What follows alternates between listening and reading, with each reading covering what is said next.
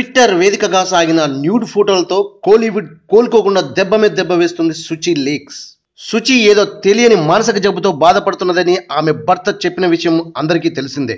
సుచిత్రకు మతి భ్రమించినది అని ఆమె భర్త కార్తిక్ కవర్ చేసినా లీక్ అవుతున్న ఫోటోలను చూస్తుంటే కావాలని చేస్తున్నట్టు తెలుస్తూనే ఉంది. అదేదో ఎంటర్టైన్మెంట్ ప్రోగ్రామ్ లాగా ఏ రోజు ఎవరి వీడియోను పబ్లిష్ చేస్తుందో, ఎవరి ఫోటోను పోస్ట్ చేస్తుందో డేట్ టైంతో సహా చెప్పింది. అంటే సుచి నిజంగా మానసిక వేదనకు గురవుతున్నట్ట.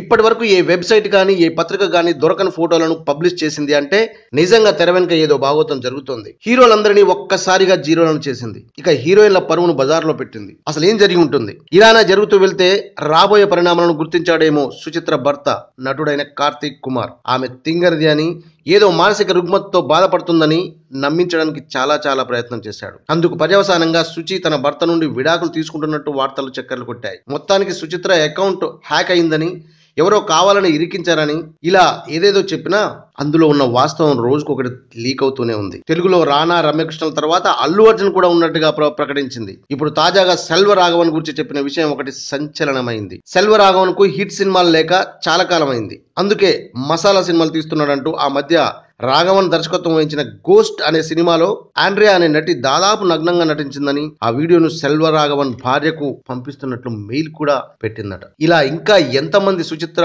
తింగరతనానికి బలవుతారో చూద్దాం. ఏది ఏమైనా సరే నిప్పు లేనిదే పొగరాదు అనేది పాత సామెత. ఈ వీడియో మీకు నచ్చినట్టయితే లైక్ చేయండి, షేర్ చేయండి, సబ్స్క్రైబ్ చేయండి.